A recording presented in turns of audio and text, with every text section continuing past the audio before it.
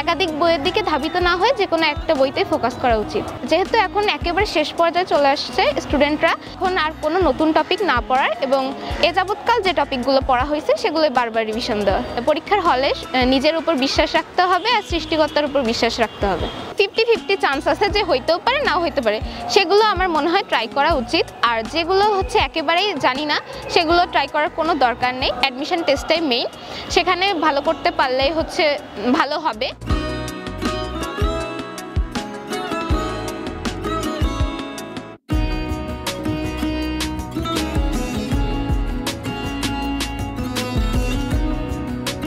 আমি প্রিয়ন্তী মণ্ডল, ঢাকা বিশ্ববিদ্যালয়ের 2023-24 শিক্ষাবর্ষের বি ইউনিটের পরীক্ষায় আমি এবছর প্রথম স্থান অর্জন করি।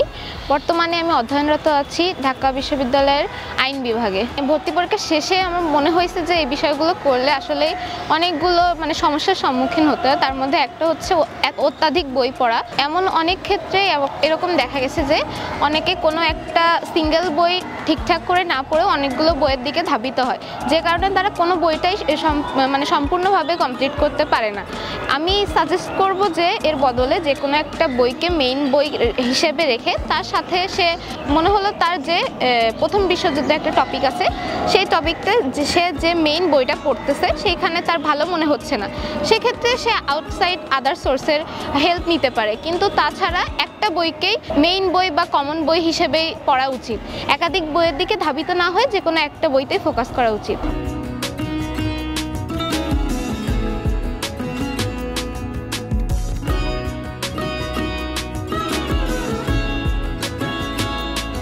ভর্তি পরীক্ষার যেহেতু সামনে চলে আসছে, প্রত্যেকটা স্টুডেন্টেরই উচিত হচ্ছে আর কোনো নতুন টপিক না পড়া।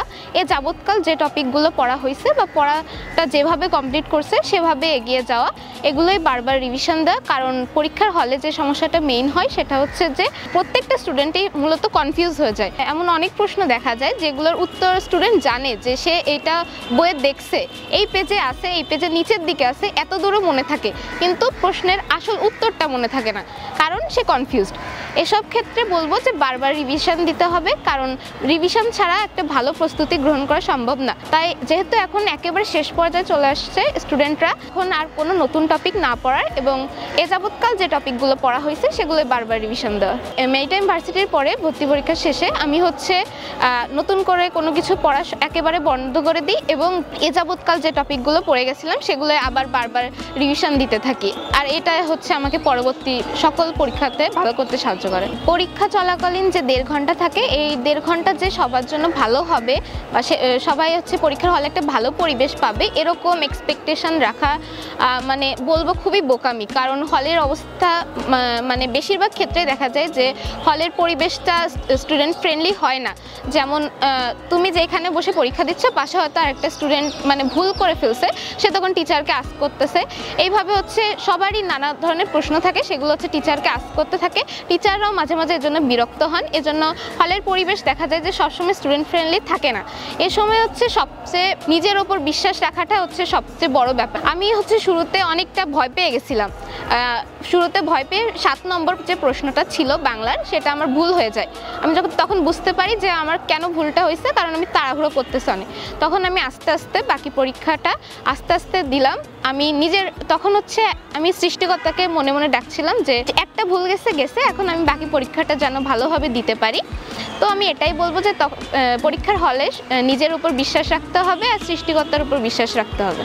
পরীক্ষার হলে যে একটা স্টুডেন্টের তো 100% প্রিপারেশনই থাকে না, এরকম অনেক প্রশ্ন আছে। যেমন আমরা অনেকে এমন কিছু প্রশ্ন থাকে যে আমরা কখনো শুনিই নাই, দেখিও নাই, জানি না বিষয়গুলো সম্পর্কে, এগুলো একেবারে স্কিপ করা উচিত। আর এরকম অনেক কিছু প্রশ্ন থাকে যে আমরা দেখছি বিষয়টা একটু ধারণা আছে, 50-50 চান্স আছে যে হইতেও পারে নাও হইতে পারে, সেগুলো আমার মনে হয় ট্রাই করা উচিত। আর যেগুলো হচ্ছে একেবারেই জানি না সেগুলো ট্রাই করার কোনো দরকার নেই। যেমন জিকেতে হচ্ছে আমাদের 30টার মধ্যে আমি 28টা মোটামুটি পারতাম, দুইটা একেবারে আননোন ছিল, আমি ওই দুইটা দাগাই নাই, মানে ওই দুইটা আমি যেহেতু জানি না কিছু, তাই সেজন্য আমি ওই দুইটা চেষ্টাও করি নাই। একটা প্রশ্ন আমি একটু কনফিউশনে ছিলাম, সেটা আমি দাগিয়েছিলাম।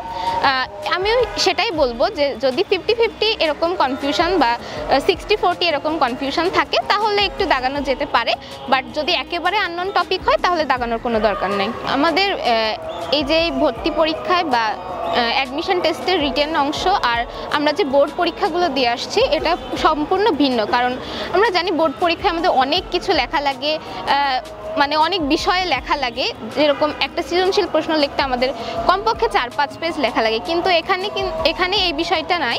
এখানে মেইন টপিকগুলো বা মেইন লাইনগুলোই লিখতে হয়। এজন্য একটা স্টুডেন্টের উচিত যে আগে প্রশ্নটা ভালোভাবে চিন্তা করা, কারণ যেহেতু আমাদের জায়গাটাও লিমিটেড থাকে, ওই লিমিটেড জায়গার মধ্যে যেহেতু লিখতে হয়, এজন্য একটা স্টুডেন্টের উচিত আগে একটু ভেবে তারপরে লেখা। কারণ এরকম অনেক হয় যে একটা স্টুডেন্ট অর্ধেক লিখে ফেলছে, তারপরে তার মনে আসছে যে সে আসল লাইনটাই লিখে নেয়।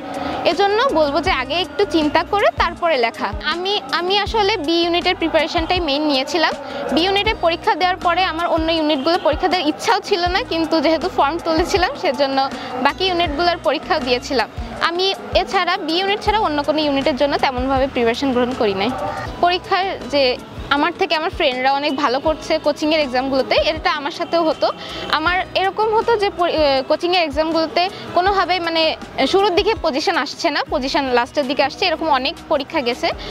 তো সেক্ষেত্রে আমি অতটাও বদার ছিলাম না এই সকল কোচিংয়ের পরীক্ষা নিয়ে, কারণ আমি জানতাম যে মানে আমার পড়া ঠিকঠাক হচ্ছে কিনা, আমি এটাই ফোকাস করতাম। কোচিংয়ের পরীক্ষাগুলো যাচ্ছে, আমি সেগুলো দিচ্ছি ঠিক আছে, বাট আমার নিজের কাছে নিজের পড়াগুলো শেষ হচ্ছে কিনা আমি এই বিষয়টা লক্ষ্য করতাম। কারণ এরকম অনেক দেখা গেছে যে কোচিংয়ের পরীক্ষা ভালো করে কিন্তু অবশেষে অ্যাডমিশন যে ভালো করতে পারে না, এরকম অনেক উদাহরণ আছে। এর জন্য আমিও চেষ্টা করতাম যে আমার নিজের পড়াটা ঠিকঠাক হচ্ছে কিনা, আমি বিষয়গুলো ঠিকঠাকভাবে কমপ্লিট করতে পারতেছি কিনা, কারণ অবশেষে তো অ্যাডমিশনের রেজাল্টটাই মানে মিন করে সবার কাছে কোচিংয়ের রেজাল্টগুলো থেকে। এজন্য আমি বলবো যে কোচিংয়ের রেজাল্ট নিয়ে চিন্তা করার অতটাও কোনো কারণ নাই। কোচিংয়ের রেজাল্টগুলো মানে কোচিংয়ের পরীক্ষা ভালো করলে ভালো, বাট না করলেও অতটাও ডিপ্রেসড হওয়ার কোনো কারণ নাই, কারণ পরিশেষে অ্যাডমিশন টেস্টটাই মেইন, সেখানে ভালো করতে পারলেই হচ্ছে ভালো হবে। আর সেজন্য হচ্ছে যে বিষয়গুলো পড়া হয় সেগুলো হচ্ছে ভালোভাবে কমপ্লিট করতে হবে, এইটাই হচ্ছে মূল কথা।